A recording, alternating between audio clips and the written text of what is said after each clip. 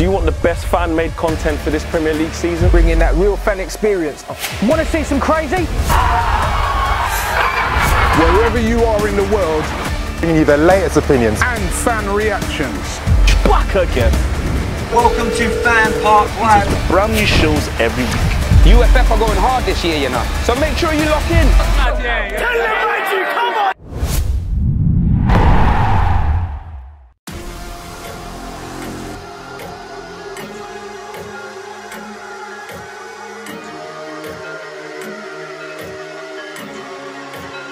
Why not come up with a football team? Why not try and do it for real? Oh my God! So go and embarrass them now.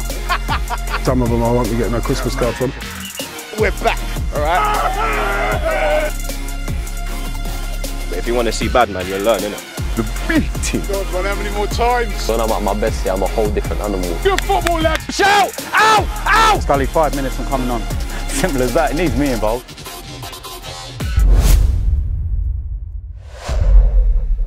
Wash and Go, supporting Blood Brothers.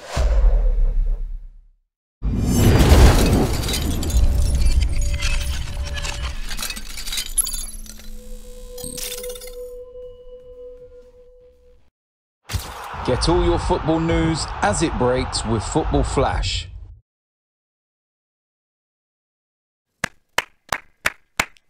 Listen, big up the boys, big up Arsenal, big up Aubameyang and all the guys, because as you will see, it's just me here by myself.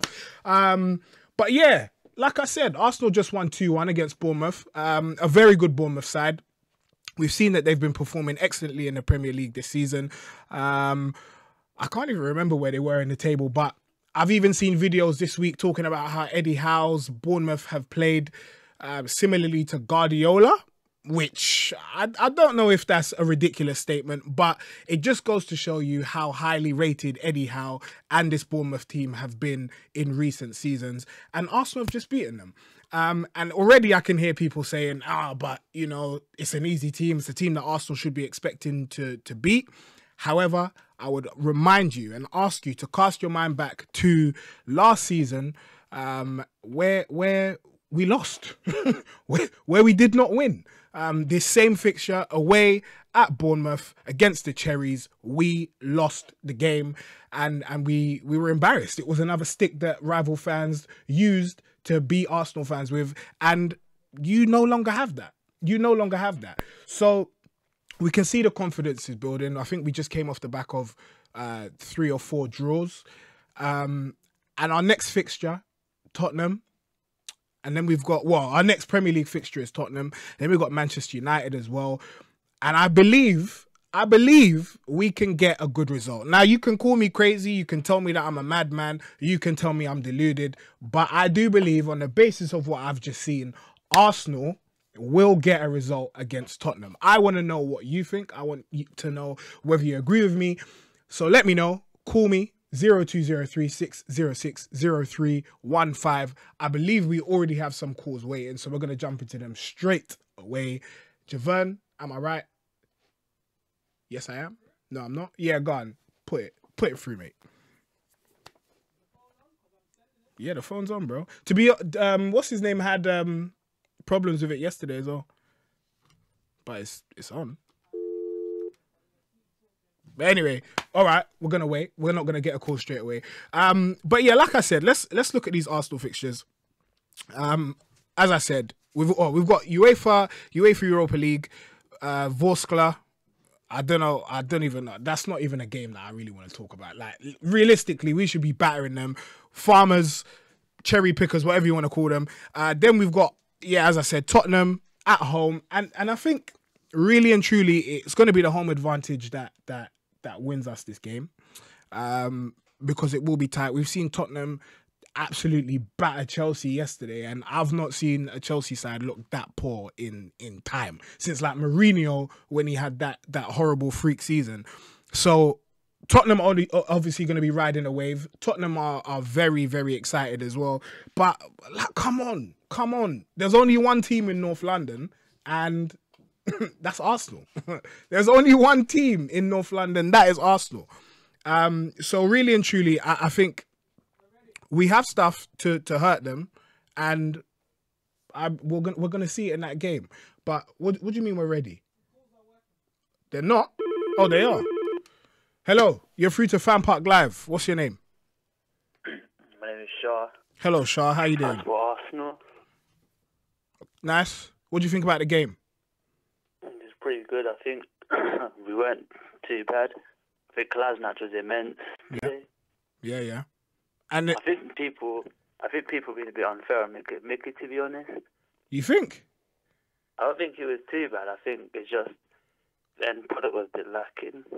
But then, do you not think that for someone in his position, as like a number 10 or winger, like that hybridy type player, do you not think end product is the one thing that we're going to judge them on all the time? No, because he's not a winger, is he? What? He struggles out wide and everything. So if he's not a winger, what is he? Number 10. Okay. But even then, as a number 10, your end product is what is going to set you apart from the people that play in other positions. So what is it that you see? Then, it's not like they were clear-cut opportunity. That's fair. That's fair. I still think they're being. He wasn't great, but I think there's people being a bit unfair on him. Okay. And what is it that you see about his game that you think is something to be positive about, or that is encouraging? It's that he gets around a lot and he just puts in tackles, everything. Okay. Unlike Ozil. Okay, listen, Shah, thank you very much for your call. I appreciate it. Okay. Oh, I think I cut him off. That's an accident. I didn't mean to do that. But yeah, I mean, I'll talk about it after. Hello, you're free to FanPark Live. What's your name? Who do you support? My name is Jacob, and I support Man United. Oh, hello, Jacob. Yeah. What do you have to say for yourself? Yeah, obviously, good win for Arsenal. They ground out another result. Thank you. You know, and you know that keeps them in touch of the top four. But I just wanted to just speak to you about something you said yesterday. Oh, raw. Man's going back to get receipts. Yeah, go on. Yeah. So all right. Okay. So it's about the whole Mohamed Salah thing. You said that he's a well, actually, you've been saying for a few weeks now that he's a flat track bully. Yeah. And all of that. So before I make my point, can I just ask you what have you made of Aubameyang since he's come to the Premier League? I think Aubameyang is brilliant. I think he's fantastic. I think he's a striker that Arsenal have been crying out for a while. I love the partnership that he's striking up with Lacazette. I love the bromance that they're striking up as well, because it's not just a on the field thing; it's an off the field thing as well. Yeah, I think he's been very good. Why do you ask? Okay, all right. Okay, so Aubameyang came to the Premier League in January, and which is nearly a year now. So. He's played against Man City 3 times. Yep. He's played against Liverpool. He's played against Tottenham. He's played against Chelsea, and he's played against Man United, and he's failed to score. So what? So does that make him a flat track bully as well? I think by your logic, yes, it would. If we're going solely off of what you are saying just then, but that's something that I need to look into myself. But I believe the reason that Terry and I were saying that Mohamed Salah... Why are we talking about Liverpool? But anyway, whatever. The reason that we said that Mo Salah was a flat-track bully wasn't because he didn't score against the best teams ever. It was just because, or certainly my thought process was that he scored a lot of goals last season, hasn't scored a lot of goals this season. Even though he's doing okay, but he's certainly not on track to score 40 or 50 or whatever. And this season, he hasn't scored as many against the big boys, and that's the truth. So whether or not you want to call him a flat track bully off the back of that, I don't know. But the stat is there, and whether you want to look into it, you can. But hey, well, I mean, you know, it's just like if we're gonna, Salah. He did very well last season. He did. He scored about 40 odd goals, and you know, let's be honest, like nobody expected that from him. So, but and plus, what you also have to take into account, the reason I'm comparing the two of them is because Salah cost kind of half of what Aubameyang cost. Mm-hmm. So should we not hold them to the same standard if we're gonna, because okay, Salah's been in the Premier League for at least 3 months or 4 months longer than Aubameyang. Yeah. But Aubameyang came in, but when they both came in, a lot was expected more of Aubameyang. Like the hype surrounding Aubameyang was a lot more than Salah, because Salah came into the league as, oh yeah, he's this Chelsea flop. He's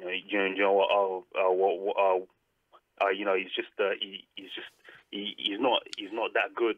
This and that, and then Aubameyang was like, oh, this guy's world class, but he's not really turned up in any of the big games. Now let me ask you, Jacob. Do you think it's fair? What you're doing right now? Do you think it's fair for you to ask these questions of a man who was playing under Wenger in the most tumultuous season Arsenal have ever seen? Do you think it's fair? Do you think what you're doing right now is okay? Well, no, I just want a yes or no, Jacob. Well, my answer to that is, you played. It should be no. Apart from United, you've played the rest of the top 6 teams this season under Emery. Yeah. When everything is supposedly better, and he still hasn't scored or turned up in any of those games. But I think against Liverpool, he got taken off, didn't he? He did, because he was playing out of position. Yeah. Well, that's neither here or there.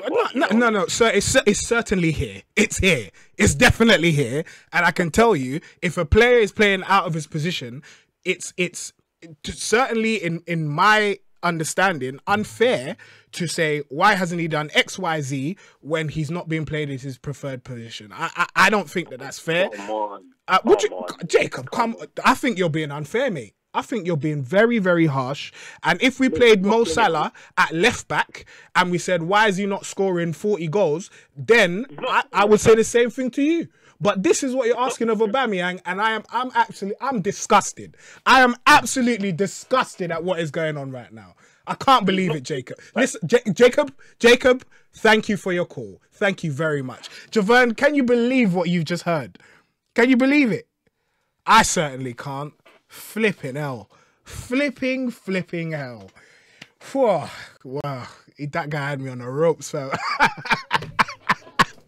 He had me on the ropes. No, I'm joking. He didn't. Now, Jacob, I'm sorry. I didn't mean to hang up on you, but honestly, he makes very good points. Maybe that's a question we need to ask Arsenal fans. Do you believe that Aubameyang is a flat track bully? We've got 2 huge games coming up against Tottenham and Manchester United. And we haven't seen Aubameyang score against the best sides. And I'm sure all of you that have watched me before will see how much I've got onto Mo Salah before. And I guess I need to do the same to Aubameyang. I need to hold my players to the same standards that I hold other teams accountable to. Why hasn't Aubameyang scored against those big boys?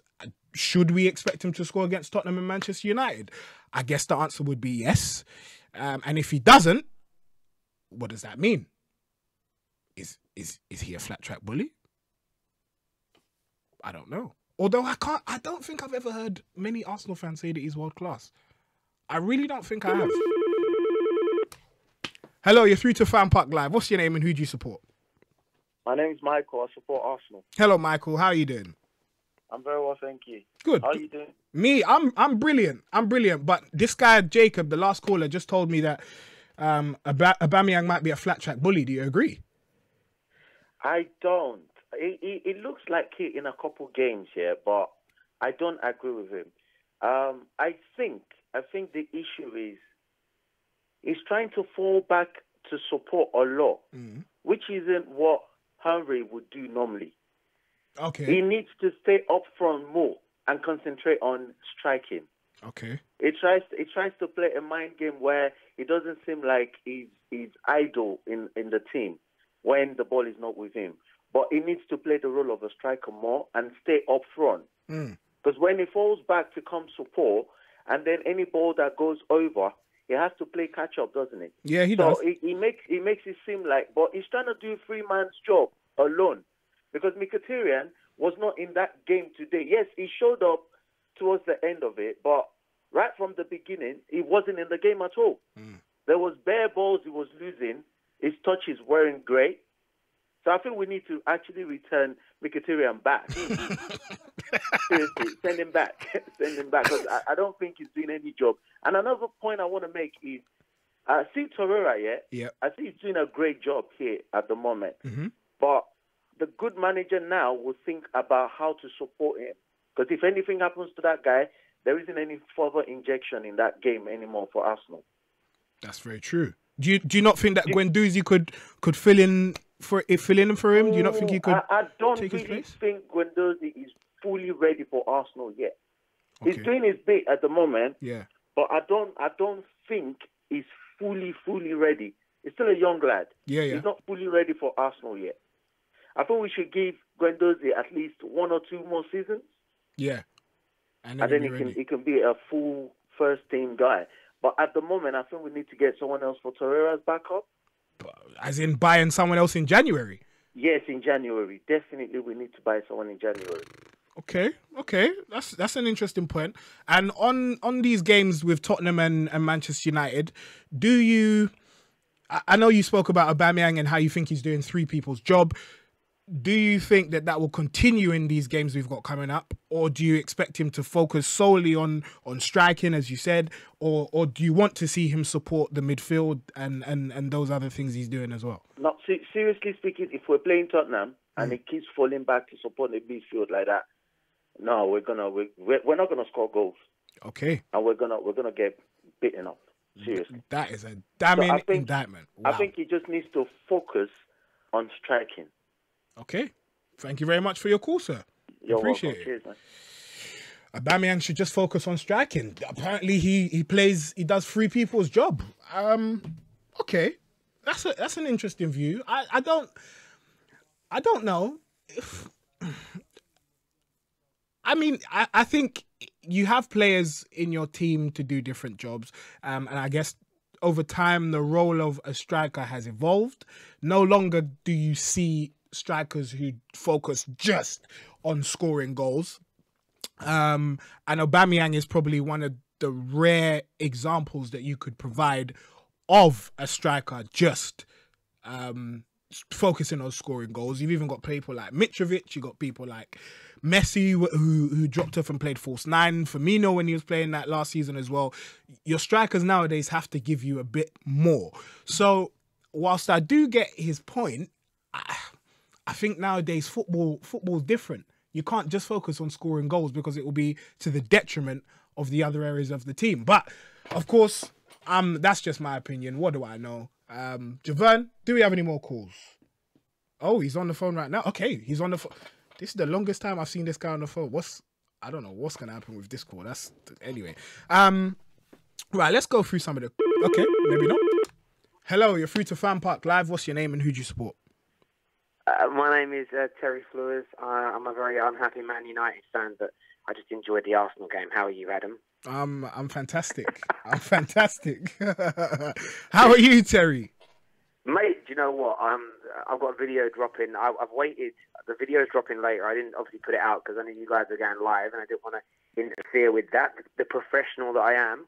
But yeah, I'll drop in a video a bit later about how I feel in the situation. But it was nice to actually sit down this afternoon at home and watch a game of football, an entertaining game of football. And I was really impressed with Arsenal and Unai Emery today, especially in that second half, the change of formation, pinning Bournemouth back. Rode a little bit of luck with hitting the post and a few bits and pieces, but that's part and parcel of football. And of course, when you've got one of the best strikers in the world in Aubameyang, 8th goal now this season, things are looking really bright at Arsenal. And I don't think anybody can dispute that. You know, still not going to be in a title race this year, but moving in the right direction. I think what Unai Emery is doing is brilliant. And what would you know, from your point of view, do you feel like that? Winning games like today away from home against teams like Bournemouth is just what you weren't doing for a few years, the last few years under Wenger, right? Of course, yeah. We weren't winning games like these. In fact, we lost this exact fixture. So I'm more than happy if we ride our luck, if we I don't know, some people call it shithousery, if we shithouse our way to victory, I'm more than happy. Give me that. I think you're right. I don't think we're in the title race, and I think most sensible Arsenal fans will admit that. But I want to ask you a question, Terry. Someone had me up against the wall. They asked me the question, is Aubameyang a flat track bully? Now, you just said there that he's one of the best strikers in the world. Can he really have that title? Can you make that claim if he's not scoring against the top teams in the Premier League? Well, I think the one thing with Pierre-Emerick Aubameyang is that he has been delivering on a high level for the majority of his career. So it's not just look with Mo Salah, and I get where people are coming from with this because of what we said about Mo Salah. I understand that. You know, he had a decent year at Roma, and then he had a really good year at Liverpool. He's had two years where he's been like scintillating.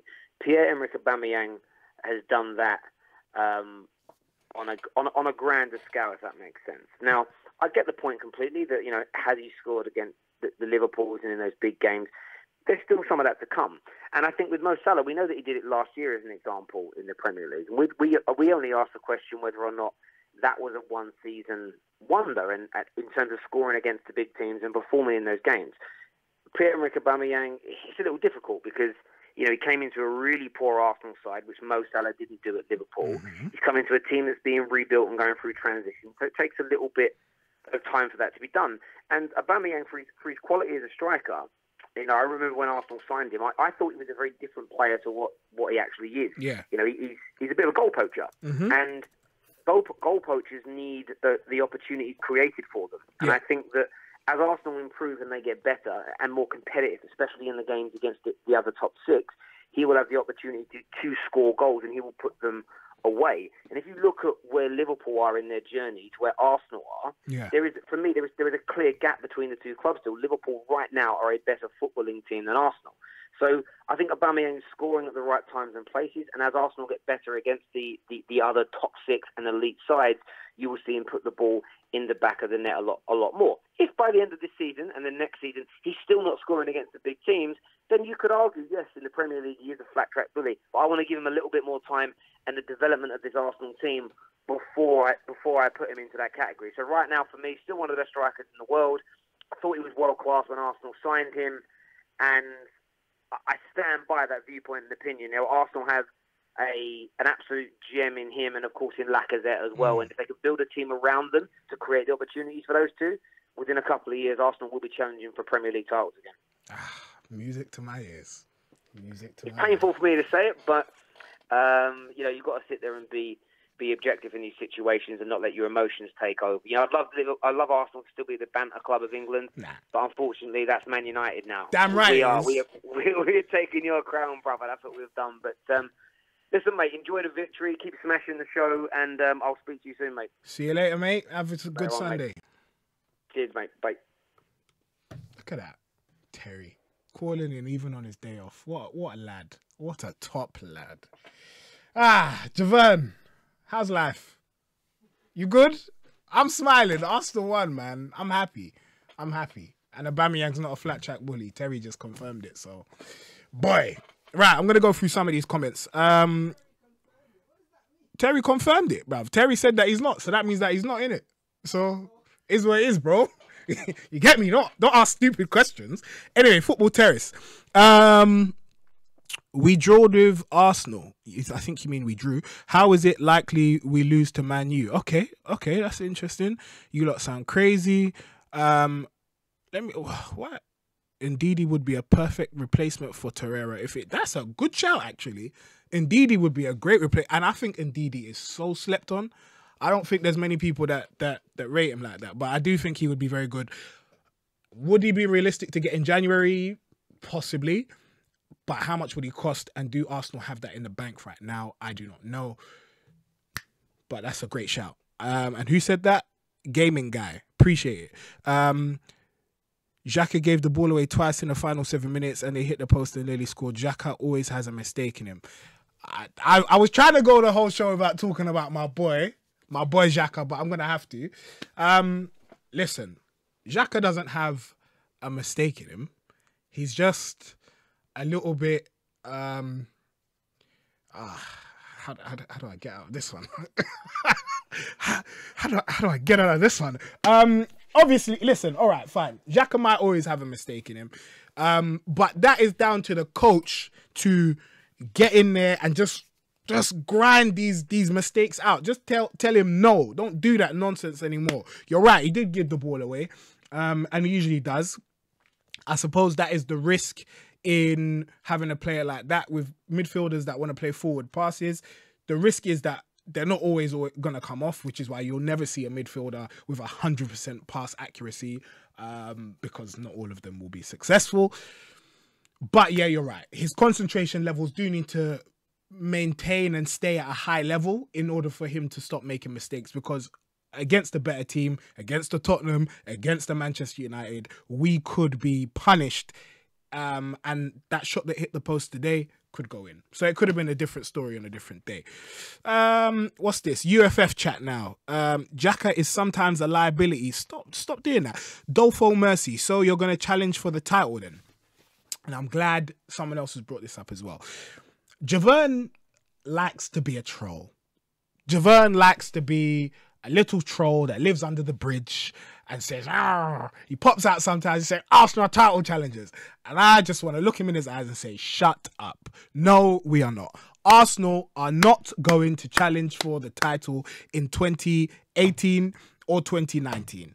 It's not going to happen, because if everyone, and I had this discussion with Terry and Chris yesterday, if Man City are up here and then Liverpool are here and then it's like Chelsea and Man United on the next level down, how are Arsenal even going to get close to challenging for the title? When, as we're saying, Xhaka's a liability, we still have Mustafi at centre-back. When we still don't even have a winger. We don't even have the basic components of a fully functioning elite football team. How the hell are we going to challenge for the title? Let's not be ridiculous. Let's not be childish. Arsenal are a good team, good enough to be challenging for the top four, but we're not title challengers. Not yet anyway. Since when is Terry's word gospel? Since I just said so, and it's a Sunday. So amen, homie. Thank you very much. Who said that? Whatever. Since Terry's word, don't worry. This is Terry's show, innit? So whatever he says goes. But on Mect. Aussie Mech, bro. Shut up. Right. What are we saying? Next call, please.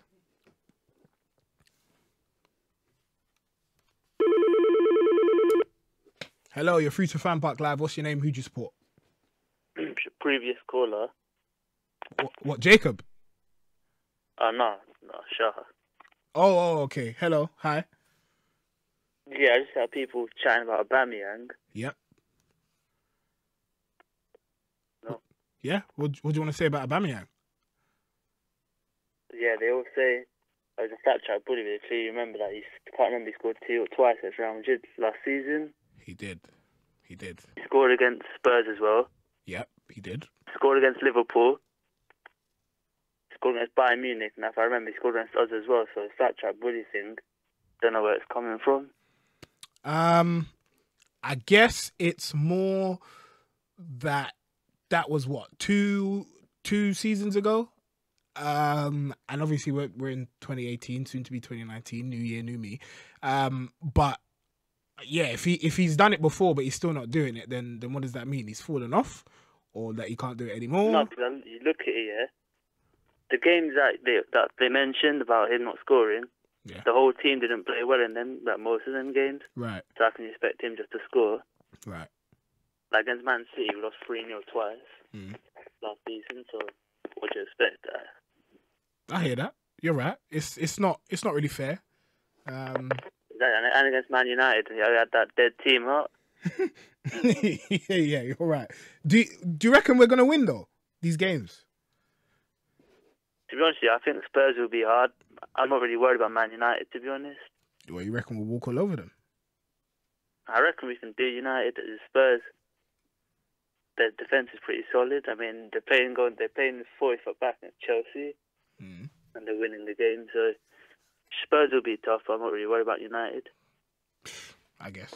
And where do you think Arsenal are going to finish this season? I think 4th. That's a decent result, no? I think Chelsea will drop out the top 4. Chelsea? I think they will. You should have seen Javern. His mouth just dropped. His mouth just dropped. Now, why do you think Chelsea are going to jump out the top 4, though? It's because when they lost yesterday, I wasn't really surprised. They're just a team waiting to get exposed. David Luiz, Jorginho at times. Yeah. I mean, Arsenal are, 1 point off of Chelsea at the moment. We have what's the goal? Yeah, we have 7 less goals. Well, goal difference is 7 less than theirs. I mean, really? Of all teams to drop out? Yeah, I think Chelsea, because it's like what you said before, we're missing components. And look at Chelsea. Yeah. They're missing a midfielder, striker, defender, left back. Okay. Chelsea are missing more than us. I think Chelsea will drop out. Okay, that's an interesting shot. You know, I'd like to see if you're right come the end of the season. I think that's an interesting take. I'll wait and see. I don't know. I think you could be right because yesterday we saw them get pretty much embarrassed. No, because there people were surprised by it. I wasn't surprised. Really? I was staying Chelsea team waiting to get exposed, and it happened. Javon, you got Javon singing in the back. He's happy, bro. Yeah, he said he's not surprised either. Right. Okay. All right. Sorry, guys. Yeah. All right. Sure. That's a good call. Thank you very much. I appreciate that. Cheers. Right. To what? Chelsea to drop out the top 4, Javon? You didn't put Chelsea in the top 4. You're so... What do you mean? What do you mean? He doesn't trust Sarri. He thinks his team is diabolical. Yeah. What? David Luiz and a half defense. No. Kante cannot play his role. Sarri wants him to play. And Morata... Oh, he's shouting. Let's not start Morata. Okay, fine, whatever. All right, fine. Chelsea are not in the top 4, man. Chill. Rah. Okay. I don't think Chelsea are title challengers. You lot are going to be thereabouts. You're just going to be up there, but you're not really going to challenge for the title. But what? You're only what? 7 points off City. That's a lot, though. That's a lot, bro. Let me not even lie to you. 7 points off City. That is a mad thing. What do you mean? Arsenal will catch it? Nah, Liverpool will catch them, bro. Wink, wink, nudge, nudge. All right. What? Next call. Yeah. City might win, bruv. Might. But Liverpool could also win. Hello, you're free to FanPark Live. What's your name? Darren, mate. Hello, Darren. How you doing? Yeah, not too bad, mate. You? Yeah, I'm good. I'm not too bad. Do you support Arsenal? I do, yeah. Cool. What do you think about the game today? Look, for me, it's one of those games where Bournemouth are a tough team, no matter how you put it. They're one of those teams where they got quality. And any team, especially away, with a team like Bournemouth, it's going to be in our game. And I think for Unai Emery's first season, me personally, I think he's done a hell of a lot. Yeah. Positive. So for me, I'm just looking at you get a lot of people calling up and slating people like Aubameyang. Right, he's like top joint goal scorer now, isn't he? Yeah. So for me, I think a lot of these people they don't watch enough of him. So you've got Man United fans calling up talking about Aubameyang. Don't really make no sense, does it? But no, it doesn't. Yeah, for me, I think every Arsenal fan should be happy with the way it's going at the moment because. I mean, if you're people complaining about things that last year, if you look at what was going wrong, it was like it was one of those things where there were little fans that they weren't coming to games no more. Yeah. It was all over the place. And for me, I just think we should all look at the positives. A lot of people we ain't going to challenge for the league maybe for a few more years. We know that anyone with common sense does, but. Yeah, mate. For me, it's one of those games where I like that. We dug in, and I think last year and definitely a few years ago we would have lost that game. I completely agree with you, and I've got a lot of friends who are also Arsenal supporters that don't seem to be as happy as I am at the progress that we've made in such a short space of time.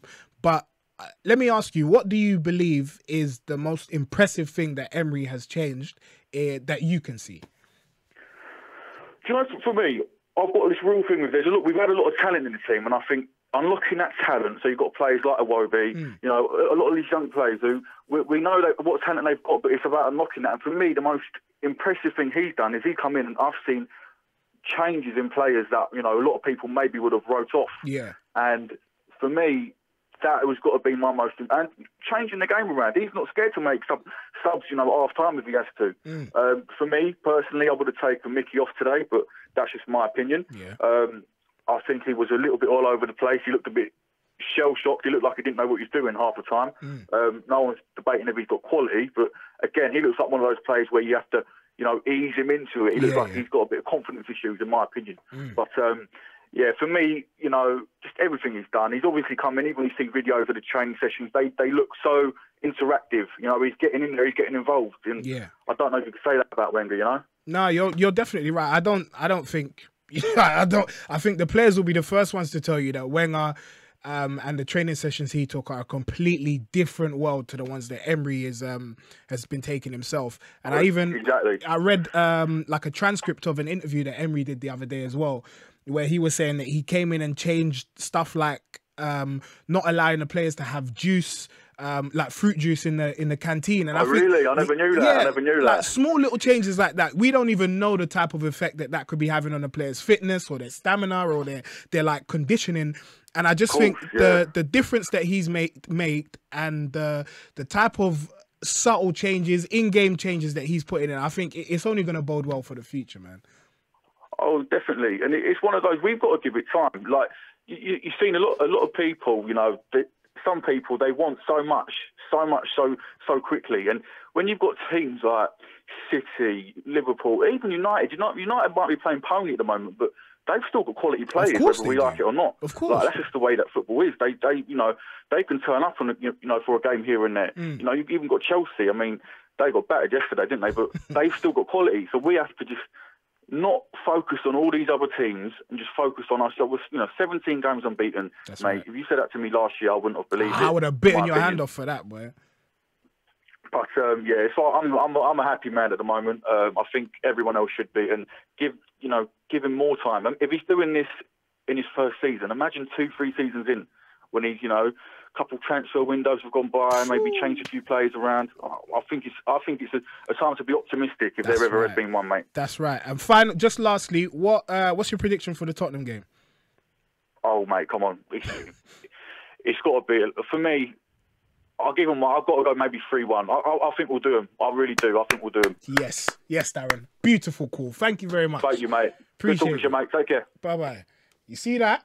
Yeah? That's why I love football. That's why I love this job. That's why I loved it. What a caller, bruv. Are you stupid? What a guy. One geezer. Yeah, one more call, whatever. I don't care.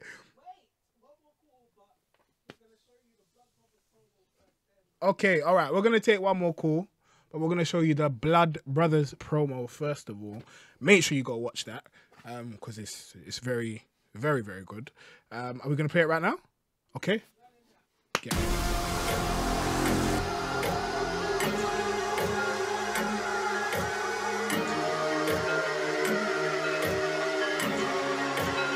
Why not come up with a football team? Why not try and do it for real?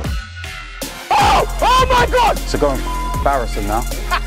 Some of them I won't be getting a Christmas card from. We're back, all right? But if you want to see bad, man, you'll learn, innit? The beating. God, man, how many more times? When I'm at my best here, I'm a whole different animal. Good football, lad. Shout! Ow! Ow! Scully, 5 minutes from coming on. Simple as that. It needs me involved.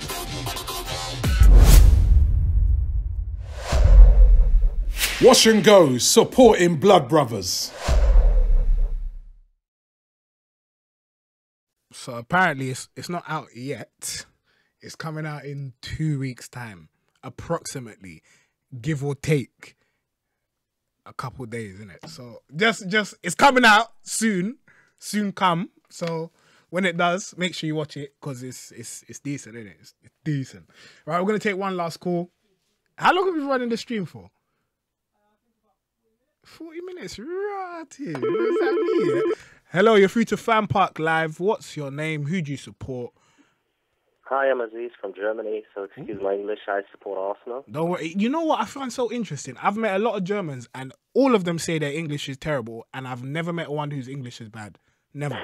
Well, there are some mistakes that we do. It's called false friends here in Germany, when we think German words sound like English words, so we mix it up, and then it becomes something that nobody understands. Don't worry, man. You can speak two languages. I can't even speak one, so it's fine. Don't worry.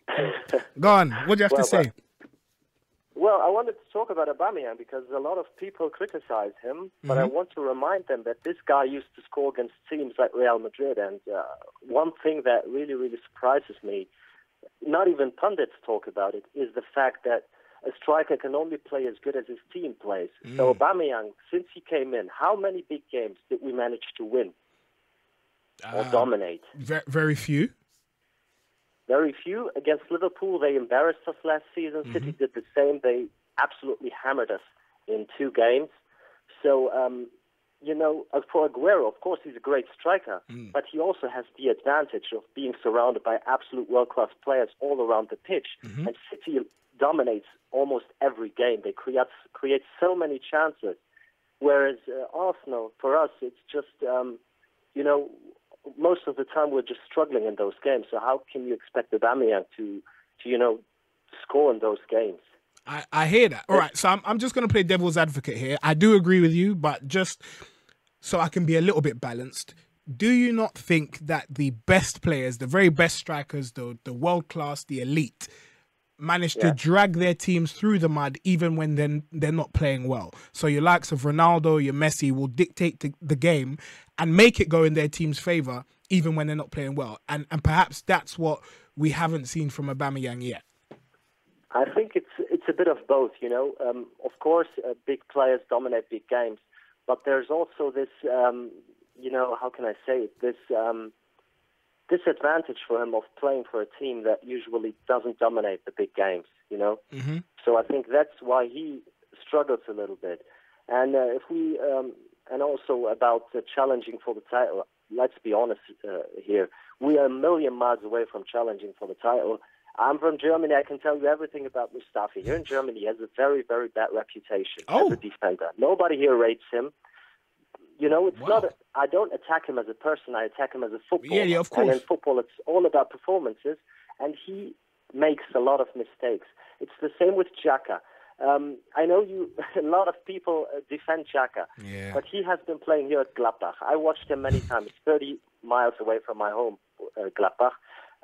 He's a good player. Yeah. But if he was that great, believe me, Bayern would have gone for him because Bayern literally buys the entire league as soon as someone excellent point. As a good player. That is an excellent point. Any decent talent that comes through in Germany, Bayern just sniff up like a Hoover. Yeah, you're very right. I've never thought about that before. There are a few exceptions like Gündoğan, like Kevin De Bruyne or Leroy Sané, but that was more an issue of their price tag. They were simply too expensive. Guardiola wanted them at Bayern Munich, but Uli Hoeneß just said, no, they're too expensive. And that was one of the reasons why Pep decided to leave Bayern Munich. Wow. You're spilling the tea. I didn't know that before. Okay.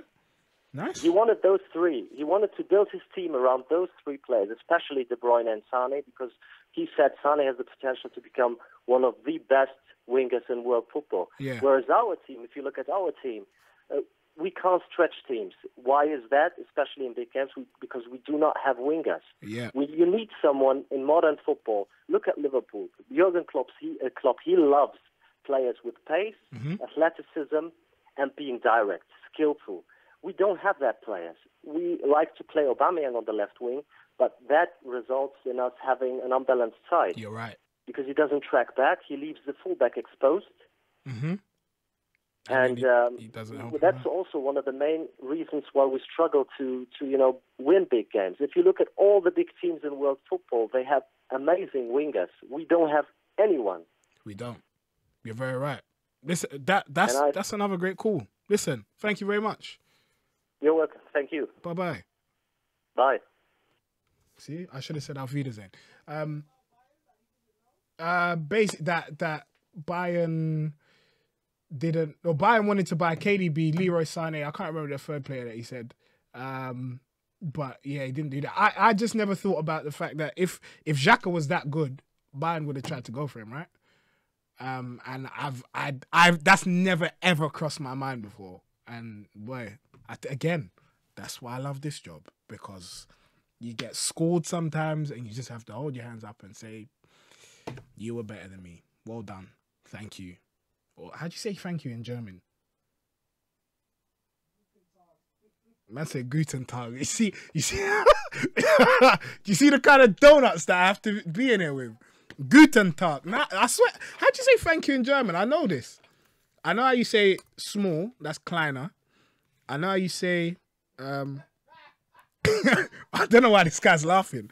How to say thank you in German. Hold on. Dank. Oh yeah, dank. Duh. Danke. Okay. Yeah, danke. What was his name? Nah, his name. This. You're an idiot. You are an idiot. Anyway, guys, that's the end of the stream. Danke for watching. See what I did there.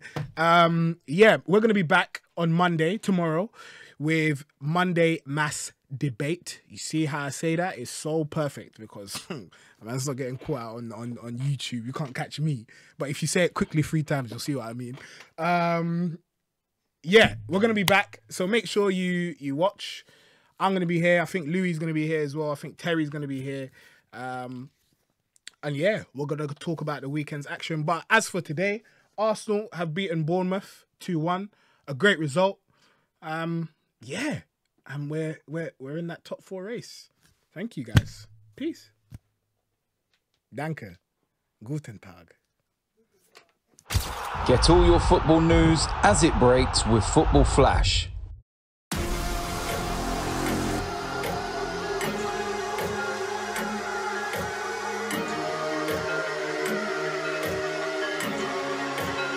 Why not come up with a football team? Why not try and do it for real? Oh my God! So go and embarrass them now. Some of them I won't be getting a Christmas card from. We're back, all right? But if you want to see bad, man, you'll learn, innit? The beating. God, man, how many more times? When I'm at my best, yeah, I'm a whole different animal. Good football, lad. Shout! Ow! Ow! Scully, 5 minutes from coming on. Simple as that. It needs me involved.